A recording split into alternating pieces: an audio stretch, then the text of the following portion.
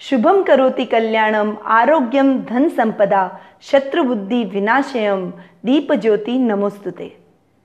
आप सभी को नरक चतुर्दशी यानी रूप चौदस की हार्दिक शुभकामनाएं।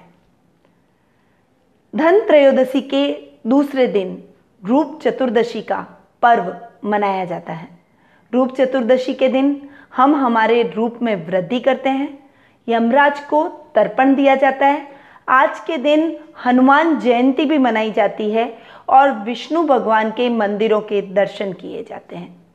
इसकी पूजन विधि और रूप चतुर्दशी पर की जाने वाली पूजन सामग्री की संपूर्ण जानकारी मैंने पहले अपने वीडियो में डिटेल में देती है। आप चाहें तो नीचे दिए गए डिस्क्रिप्शन पर जाकर उस वीडियो का भी लाभ उठा सकते हैं। आज मैं आपको रूप चौदस पर ऐसे हमें क्या उपाय करने चाहिए और रूप चौदस पर रूप निखारने का यानी स्नान का अपना विशेष महत्व है, तो इसका क्या मुहूर्त है, इसके बारे में मैं आपको बताऊंगी। तो सबसे पहले हम जानते हैं रूप चौदस पर स्नान का क्या मुहूर्त है। सुबह 5:15 से 6:30 तक का समय स्नान के लिए बेस्ट रहता है। रूप चतुर्दशी के दिन आप अपने रूप में वृद्धि करें। सुबह सूर्योदय से पहले इस मुहूर्त में, जो कि मैंने अभी आपको बताया है, इस मुहूर्त में यदि आप लेप करके, उपटन करके और फिर स्नान करते हैं तो आपके रूप और सौंदर्य में वृद्धि होती है। इसीलिए इसे रूप चतुर्दशी के नाम से भी जानते हैं। अब हमने हमारे शारीरिक सौंदर्य में तो वृद्धि कर ली, पर हम हमारे आंतरिक सौंदर्य में कैसे निखार ला सकते हैं, इसके लिए इस दिन हनुमान जयंती भी, रूप चतुर्दशी नरक चतुर्दशी के दिन हनुमान जयंती भी मनाई जाती है। तो हनुमान जी के मंदिर जाकर हनुमान जी के चरणों में लाल पुष्प अर्पित करें। यदि वह गुलाब का हो तो और भी अच्छा है, कोई भी लाल पुष्प होना चाहिए, उसे हनुमान जी के चरणों में अर्पित करें और उनके कंधे पर कुमकुम, जो कि घी में मिक्स किया हुआ होना चाहिए, उसका लेप लगाएं और उस लेप को का टीका अपने माथे पर लगाएं। बिंदी भी आप इसको बिंदी के रूप में भी लगा सकते हैं। ये उपाय स्त्री और पुरुष दोनों कर सकते हैं। इससे आपके शत्रुओं में कमी आएगी और आप अंदर से हष्ट पुष्ट बलवान दिखाई देंगे और निर्भीक होकर आप सभी समस्याओं का अपने जीवन में सामना करने के लिए सक्षम होते हुए दिखाई देंगे। तो ये एक छोटा सा उपाय है जो कि आपके आंतरिक सौंदर्य के लिए जरूरी है। इस दिन आपको भगवान विष्णु के मंदिर में जाकर कृष्ण भगवान के या विष्णु भगवान के दर्शन जरूर करने चाहिए। अब शाम को हमें परत के शेष नाग पर लेटे हुए विष्णु लक्ष्मी अपने घर में लेकर आने चाहिए। यदि आपके घर में पहले से हैं तो इसे आपको पूजा कक्ष में स्थापित करना है। यदि आप के घर में विष्णु लक्ष्मी नहीं है तो आप परत के, यदि विष्णु लक्ष्मी शेष नाग पर लेटे हुए यदि आप ये मूर्ति लेकर आते हैं तो वो आपके लिए बहुत ही शुभ फलदायक रहती है। यदि आप इसे खरीदने में असमर्थ हैं तो आप विष्णु लक्ष्मी शेष नाग की फोटो भी ला सकते हैं और इसे भी अपने पूजा कक्ष में लगा सकते हैं। तो जो भी आपके पॉकेट के हिसाब से कन्वीनियंट हो आप अपने घर में ले आएं। शाम के समय भगवान विष्णु और लक्ष्मी जी की पूजा आराधना अवश्य करें। अब एक छोटा सा उपाय जो आपके अखंड सुहाग की प्राप्ति के लिए और आपके घर में यदि वास्तु दोष है, आपके घर में यदि कला का वातावरण है, उसके लिए मैं बताऊंगी और ये आपको नरक चतुर्दशी के दिन जरूर करना है। क्या करें ये बताती हूँ। विष्णु लक्ष्मी जो कि शेष नाग पर विराजित हैं, परत के, जो आपने पूजा कक्ष में स्थापित किए हैं, इनकी आप पूजा आराधना करें। इसके लिए आपको भगवान विष्णु और लक्ष्मी जी की मूर्ति के सामने 5 कमल गट्टे रखने और फिर इन शंख, यदि दक्षिणावर्ती शंख आपके घर में है तो बहुत ही अच्छा है, और अगर नहीं है तो आप इसे आज के दिन खरीद कर जरूर लाएं और इस शंख से के अंदर पानी भर के उस पानी में गंगा जल डालना ना भूलें। इस गंगा जल को डालकर इस गंगा जल मिश्रित पानी से भगवान विष्णु और लक्ष्मी पर अभिषेक करें और उसके बाद इस पानी को अपने पूरे घर में छिड़क दें। ये पानी छिड़कने से आपके घर में वास्तु दोष यदि कोई है तो उसका नाश हो जाएगा। यदि आपके घर में कलह का वातावरण बना हुआ है और पारिवारिक सदस्यों के बीच में तालमेल में कमी है तो वो कमी भी दूर हो जाएगी और आपका दाम्पत्य जीवन, आप विष्णु और लक्ष्मी की एक साथ पूजा आराधना करते हैं तो उन्हें बेस्ट कपल के रूप में जाना जाता है। तो आप यदि इनकी पूजा आराधना करते हैं तो आपके दाम्पत्य जीवन में मधुरता आती है, आपके दाम्पत्य जीवन और वैवाहिक जीवन बहुत ही सुखमय गुजरता है। तो ये एक छोटा सा उपाय है जो हर दंपति को आज यानी नरक चतुर्दशी के दिन जरूर करना चाहिए। आज के दिन भगवान विष्णु और कृष्ण मंदिरों में धूम होती है, उनके दर्शन करने का विधान आज के दिन रहता है क्योंकि इसके पीछे भी एक पौराणिक कथा है जो मैंने अपने पुराने वीडियो में आपको डिटेल में बताई है, आप वहां जाकर उसे देख सकते हैं। तो विष्णु मंदिरों के अपन दर्शन करते हैं, कृष्ण भगवान के दर्शन करते हैं, पर यदि एक छोटा सा उपाय है, यदि आपके जीवन में संतान की कमी है, संतान की इच्छा आप रखते हैं और संतान की प्राप्ति नहीं हो पा रही है तो आज के दिन आपको कृष्ण भगवान के मंदिर जाना चाहिए। एक कपड़े, एक पोशाक, किसी बच्चे के कपड़े नए आपको खरीदने हैं और कोई भी बच्चा हो, कोई भी अनाथ बच्चा हो, कोई जरूरतमंद बच्चा हो, कोई भी हो सकता है, उसके कपड़े आप खरीदें, विष्णु मंदिर जाएं, कृष्ण भगवान के चरणों में उसे अर्पित करें, अंदर मन ही मन संकल्प लेकर प्रार्थना करें कि हे कान्हा जी आप हमारे घर में विराजित होकर आए, हमें संतान सुख की प्राप्ति हो। ये संकल्प मन ही मन करें और उसके बाद उस कपड़े को उस जरूरतमंद बच्चे को भेंट कर दें, दान कर दें। ये करने से उस बच्चे के जीवन में भी खुशियां आएगी।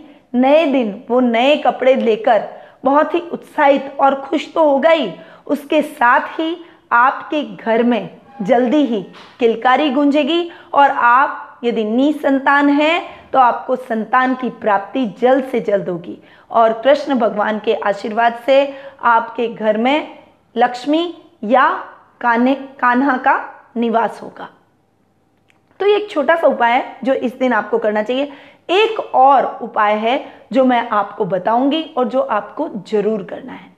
यदि आपके घर में संतान है पर वो थोड़ी सी उच्छृंखल है, बदमाश है या वो पढ़ाई नहीं कर रही है, किसी भी प्रकार की संतान संबंधी प्रॉब्लम है, यानी वो उसके रोग से ग्रसित है या वो आपका कहना नहीं मान रही है, किसी भी तरह की संतान संबंधी यदि आपके जीवन में प्रॉब्लम है या फिर न भी है और आप अपनी संतान को आगे बढ़ते देखना चाहते हैं, उसका भविष्य उज्जवल करना चाहते हैं, तो ये उपाय आपको नरक चतुर्दशी के दिन जरूर करना चाहिए। कृष्ण भगवान के मंदिर जाएं, एक छोटे से लड्डू गोपाल उस दिन आप खरीद के ले आएं और उनको सजाकर नई पोशाक पहनाकर आप अपने किसी भी रिश्तेदार, कोई भी गणमान्य व्यक्ति, कोई फ्रेंड, कोई भी जिसे आप जानते हैं, गुरु मानते हैं, आदरणीय समझते हैं, जो भी आपकी लाइफ में इंपॉर्टेंस रखता है पर वो आपके घर में नहीं होना चाहिए, उस व्यक्ति को आपको ये लड्डू गोपाल पोशाक में सजे धजे उस व्यक्ति को भेंट स्वरूप देने हैं और उसके चरण स्पर्श करने हैं। वो व्यक्ति आपके लिए बहुत ही आदरणीय है, उसके आशीर्वाद से आपके संतान संबंधी कोई भी प्रॉब्लम है, चाहे उसका पढ़ाई में मन नहीं लग रहा है, चाहे वो बदमाश है, चाहे वो रोगों से ग्रसित है, चाहे किसी भी प्रकार की आपकी लाइफ में संतान संबंधी समस्या है या फिर समस्या नहीं है और आप अपनी संतान का भविष्य उज्जवल करना चाहते हैं, तो भी आपको ये उपाय जरूर करना चाहिए। इससे वो समस्या भी दूर हो जाएगी और आपकी संतान कुशाग्र बुद्धि की होगी, उसका भविष्य उज्जवल होगा और आपकी लाइफ में संतान संबंधी कोई भी प्रॉब्लम हो वो खत्म हो जाएगी। तो ये बहुत ही अचूक उपाय है, इसे आपको नरक चतुर्दशी के दिन जरूर करना चाहिए। परंतु इस बात का ध्यान रखें, ये बात मैंने फिर से आपको रिपीट करती हूँ कि वो व्यक्ति आपके साथ आपके घर में नहीं रहना चाहिए। वो व्यक्ति कोई भी बाहर का होना चाहिए, कोई आपका रिश्तेदार जो आपके साथ न रहता हो, या फिर आपके फ्रेंड सर्कल में हो, या आप जिसे आदरणीय मानते हैं वो हो, आपका गुरु हो, कोई भी हो सकता है, परंतु वो आपके घर का व्यक्ति नहीं होना चाहिए, आपके परिवार में से नहीं होना चाहिए, आपके साथ नहीं रहने वाला होना चाहिए। तो ये उपाय आप करें, इससे आपके संतान संबंधी समस्या का निवारण हो जाएगा। एक लास्ट उपाय मैं आपको नरक चतुर्दशी के दिन के लिए बताऊंगी, जो आपको जरूर करना चाहिए।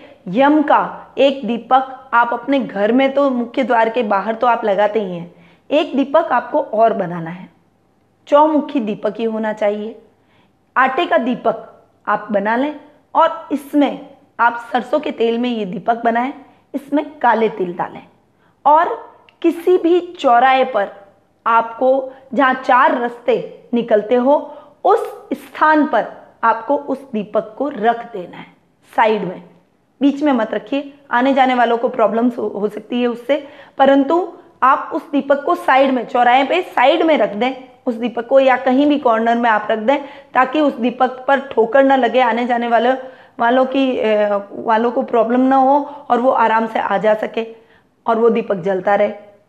इस दीपक को रखने से आपके ऊपर कोई बुरी नज़र का साया है, नज़र दोष से आप ग्रसित हैं, या फिर आप एक्सीडेंट के, आपके घर में बहुत ज़्यादा केसेस होते हैं, आप एक्सीडेंट होने से भयभीत रहते हैं, वाहन चलाने से डरते हैं कि कहीं मेरा एक्सीडेंट ना हो जाए, या फिर आप आशंकाओं से, दुर्घटनाओं से हमेशा शंकित रहते हैं, आपके मन में संशय, कंफ्यूजन की स्थिति रहती है कि कहीं मेरे एक्सीडेंट हो गया तो, कहीं मैं मर गया तो, कहीं मेरे साथ कोई दुर्घटना हो गई तो, इन सभी से आपको मुक्ति मिल जाएगी। तो ये छोटा सा उपाय है जो आपको नरक चतुर्दशी के दिन जरूर करना चाहिए। तो मित्रों, मैंने आपको आज नरक चतुर्दशी के बहुत ही उपयोगी टिप्स दिए हैं। इसे यदि आप अपनी लाइफ में उतारते हैं, इस दिन आप ये उपाय करते हैं, तो निश्चित तौर पर आपके जीवन में आ रही सभी समस्याओं का निवारण हो जाता है।